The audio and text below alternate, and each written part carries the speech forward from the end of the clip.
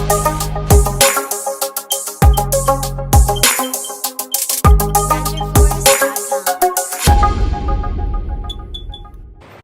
now we are moving forward to our next topic, that is methods of costing. So there are different methods of costing that cost accountant use. So the first method of costing is job costing. Job costing is for those jobs or for those tasks that are not repetitive in nature. Like there are different jobs, different tasks every time, और फिर एक एक job के लिए एक एक cost accounts बनाए जाते हैं. यानी कि अगर आपके पास कोई एक टास्क है तो उस पर्टिकुलर टास्क के लिए वो एक कॉस्ट बनाई जाएगी, वो एक अकाउंट्स बनाए जाएंगे. So job costing involves those contracts और those task are in small in nature. Like बहुत बड़े स्केल पर वो जॉब्स नहीं होती. जो एक बड़े स्केल की अगर बात की जाए तो हमने उसको एक अलग नाम दिया है. That is what second method of costing is, that is contract costing. So contract costing is about it's like same of job costing. It is like not very differ from it, but it is of large scale contracts. Okay, the third method of costing is cost plus costing.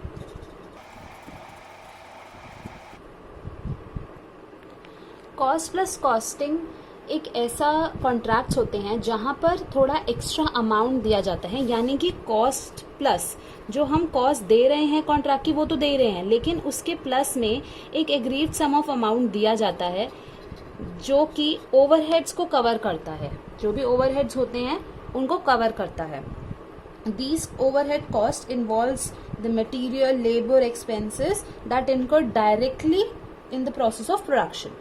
सो जो भी directly material, labour और expenses लगता है उस पर जो अलग से अमाउंट दिया जाता है. ज्यादातर कॉस्ट प्लस कॉस्टिंग वो कॉन्ट्रैक्ट्स में यूज होता है जहां पर जो गवर्नमेंट है वो कॉन्ट्रैक्टी होता है. ठीक है, तो ज्यादातर वहां पे ये यूज किया जाता है.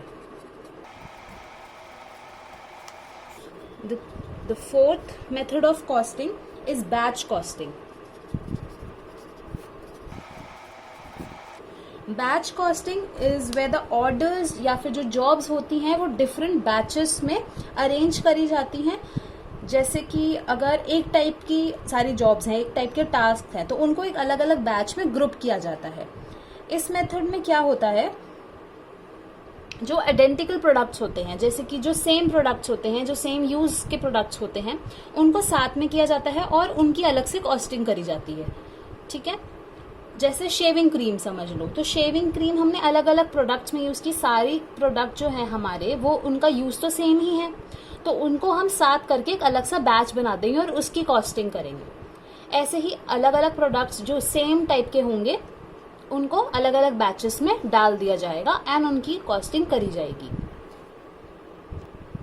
The next method is process costing. Process costing basically जो भी प्रोडक्शन में जो भी हमारा प्रोडक्शन प्रोसेस होता है उसमें हर ईच प्रोसेस जो अलग अलग हैं, जो वेल डिफाइंड हैं, उन प्रोसेस की कॉस्टिंग करी जाती है. ठीक है, सो आप इसमें लिख सकते हैं every stage of production, costing at every stage of production. The next method of costing, operation costing. Operation costing basically process costing का ही एक आगे का हिस्सा है, एक रिफाइनमेंट है, उसी का ही रिफाइनमेंट है प्रोसेस कॉस्टिंग का ही. तो यहाँ पे जो प्रोसीजर फॉलो होता है वो प्रोसेस कॉस्टिंग के अकॉर्डिंग ही होता है. लेकिन ऑपरेशन कॉस्टिंग में क्या होता है, कई बार जो बिजनेसेस हैं, जो मैन्युफैक्चरिंग यूनिट्स हैं, वो एक सेमी फिनिश गुड्स को साइड में रख देते हैं ताकि अगर उनको कभी भी कोई स्पेशल ऑर्डर मिले तो वो उन सेमी फिनिश गुड्स को फिनिश गुड्स के में बदल सके. तो ऑपरेशन कॉस्टिंग हेल्प करता है उनको ताकि वो जो सेमी फिनिश गुड्स हैं या जो गुड्स बाद के ऑपरेशन में काम आएंगे, जो इमरजेंसी के ऑपरेशन में काम आएंगे, उनकी कॉस्टिंग कराता है. So it's same like process costing but it's just modified with some special circumstances, right? The next method of costing is unit costing. नाम से ही पता लग रहा है that unit costing is all based upon the each unit of production. Now the each unit of production will talk about, हम इसको output costing भी बोल सकते हैं, सिंगल कॉस्टिंग भी बोल सकते हैं, यानी कि ईच आउटपुट की हम कॉस्टिंग कर रहे हैं, उसका कॉस्ट अकाउंट बना रहे हैं. अगर हम एग्जाम्पल लें कि यूनिट कॉस्टिंग कौन सी इंडस्ट्रीज़ में यूज़ होता है, तो जो ब्रिक मेकिंग इंडस्ट्रीज़ होती हैं वहाँ पर यूनिट कॉस्टिंग को अप्लाई किया जाता है, अडॉप्ट किया जाता है. तो जहाँ पर ईच आउटपुट का ख्याल रखा जाता है. जहाँ पर मैन्युफैक्चरिंग कंटिन्यू होती है, यानी कि जो मैन्युफैक्चरिंग यूनिट है, जो मैन्युफैक्चर करते हैं वो कंटिन्यू वे में होती है, कंटिन्यूसली चलती है, तो वहाँ पर यूनिट कॉस्टिंग को अप्लाई किया जाता है. The next method of costing is operating costing. Operating costing is so this system is where expenses जहाँ पर incur किए जाते हैं for the provision of services like electricity companies, railway companies. तो वो क्या कर रहे हैं, वो services provide कर रहे हैं. तो जहाँ पर expenses incur होते हैं ये services provide करने के लिए, उस सिस्टम में, उस इंडस्ट्रीज में, कंपनीज में ऑपरेटिंग कॉस्टिंग को अप्लाई किया जाता है. इलेक्ट्रिसिटी कंपनीज हो गई, रेलवे कंपनीज हो गई. Okay, the next method of costing is departmental costing. कोई भी बिजनेस या ऑर्गेनाइजेशन को हम डिपार्टमेंट्स में डिवाइड करते हैं, तो हर एक डिपार्टमेंट का, ईच डिपार्टमेंट का जब कॉस्टिंग किया जाता है तो वहाँ पर हम डिपार्टमेंटल कॉस्टिंग को अप्लाई करते हैं. ईच डिपार्टमेंट की यहाँ पे कॉस्टिंग करी जाती है.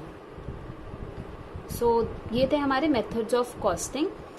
अगर हम ओवरव्यू देखें तो मेथड्स ऑफ कॉस्टिंग बेसिकली दो टाइप के पूरी उसमें जो हम देख रहे हैं, जो यूज़ होते हैं हमारे कोर्स में, इस job costing and process costing. तो जॉब कॉस्टिंग वो कॉस्ट हो गई जो सारे प्राइम कॉस्ट को इन्वॉल्व करती हैं, जो कि कॉस्ट ट्रेसेबल है डायरेक्टली, जैसे direct material, direct labour, direct expenses.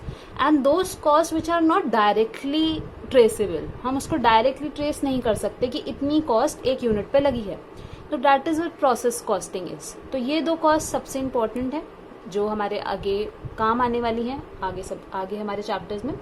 तो आई होप आपको मेथड्स ऑफ कॉस्टिंग समझ आया हो. प्लीज़ वीडियो को लाइक कीजिए, अपने फ्रेंड्स के साथ शेयर कीजिए, and do subscribe to College tutor.